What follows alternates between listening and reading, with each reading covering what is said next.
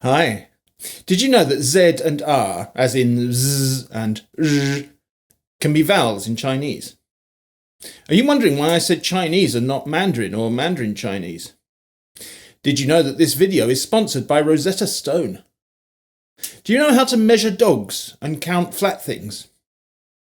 How about the fact that the word for yes and no are exactly the same in Chinese and Irish? How does Chinese writing work?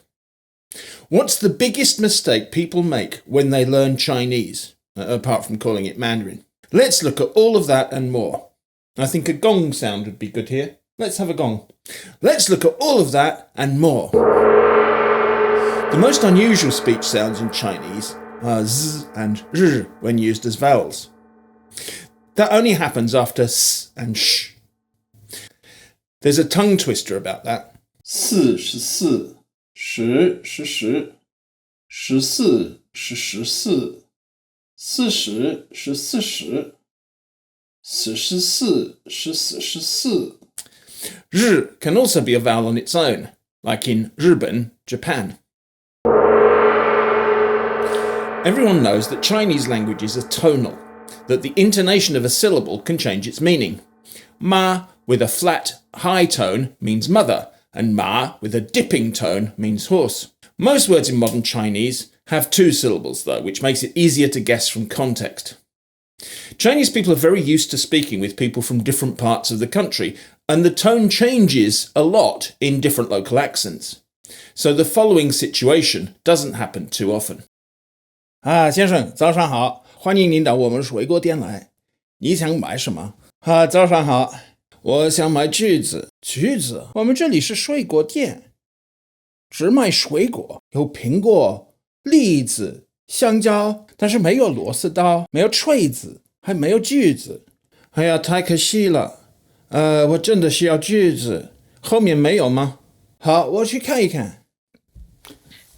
找到了。那是什么东西？是橘子吗？哎呀，很抱歉，我说错了。我想买的是橘子。好，应该早一点说。怎么回事？ Hopefully, in reality, the context would win out. However, I did spend quite a lot of time thinking that the Chinese for goal or aim was 目标 rather than 目标. That must have caused some giggles from my Chinese colleagues every time I announced what the tombstone of our meeting was. In all the languages I've learned, and I've been fascinated by languages since I was 3, pronunciation has always been really important to me. That's why I was excited to try out Rosetta Stone's voice recognition tool. You can set the sensitivity anywhere from easy to hard and have different settings for different languages.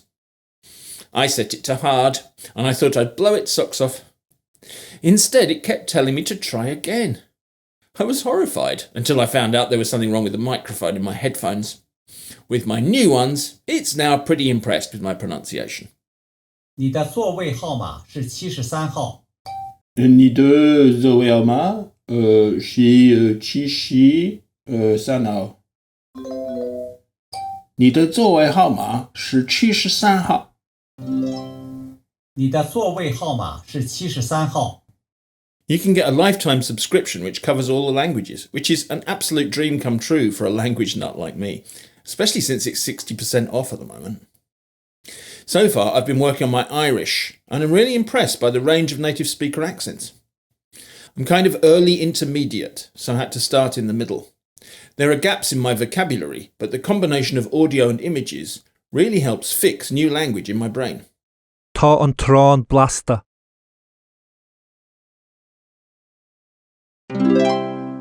Tá dromhlas ar an maine. Each lesson's only about 10 minutes long, so it's easy to fit them into my schedule. I use it both on my phone and computer, and it syncs my progress between them. I strongly recommend you give it a try. There's a link in the description below, or you can scan the QR code on screen now. I was pleased to see Rosetta Stone calls Chinese Chinese, with the word Mandarin underneath, just like they do with English, American for the Statue of Liberty variety, and English, British for the red phone box English. My main reason for talking about Chinese rather than Mandarin is because that's what Chinese people do. If someone in China asks you if you speak their language, they'll use words like Zhongwen or Hanyu, both of which mean Chinese.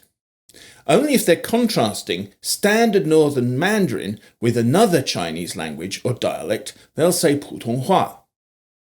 That still doesn't mean Mandarin, it means common language, as in the language everyone has in common. Not common as in like dead common. In Taiwan and Singapore, they call it 国语, or national language.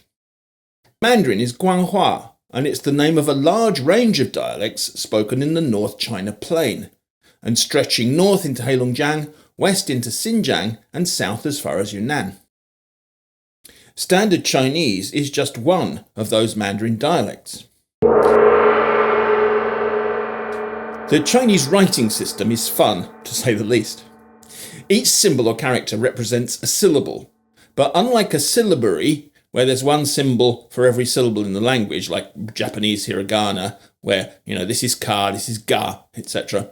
Chinese combines the pronunciation with an element of meaning. All characters started off as pictures thousands of years ago.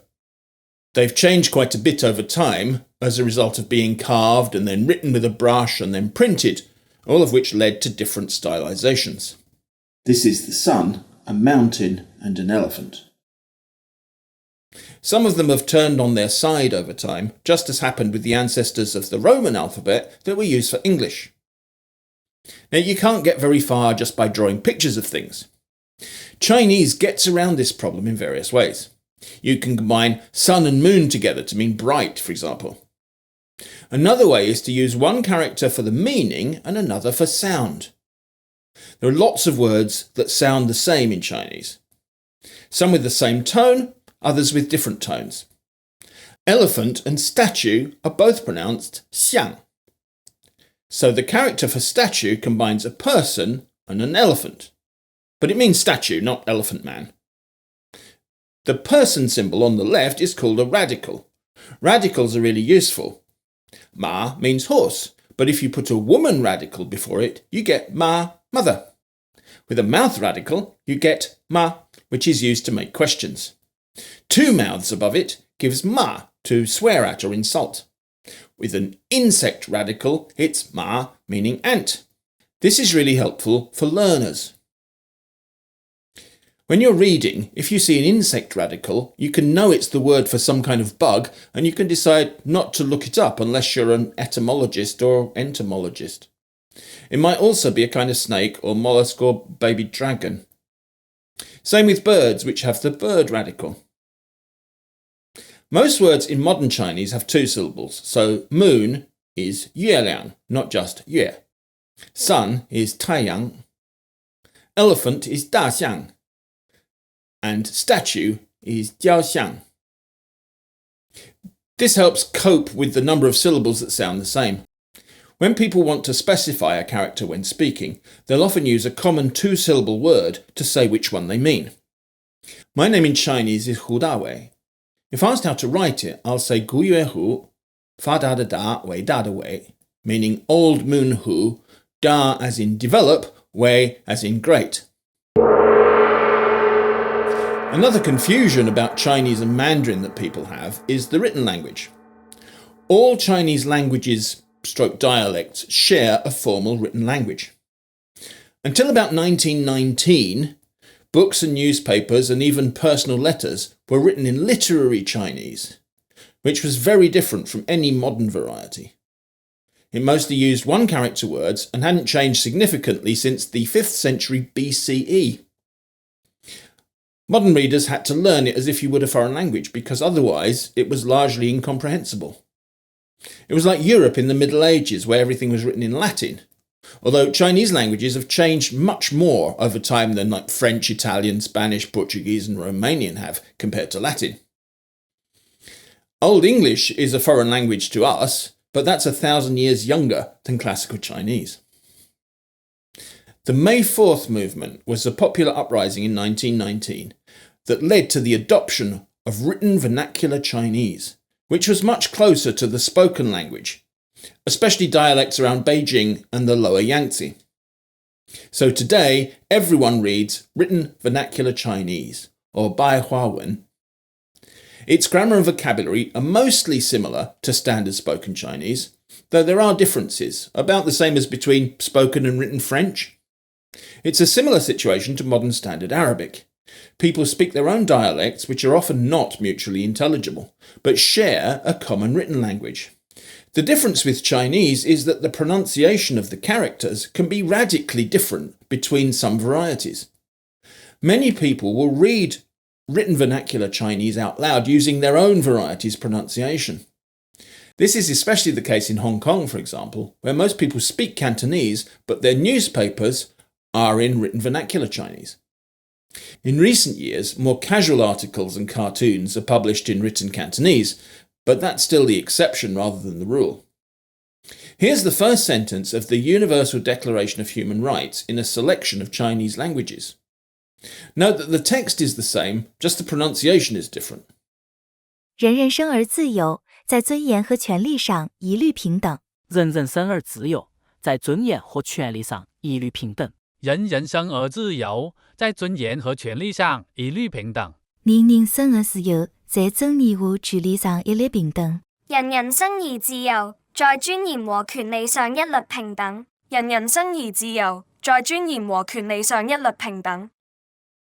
What about my mad claim that Chinese and Irish share words for yes and no?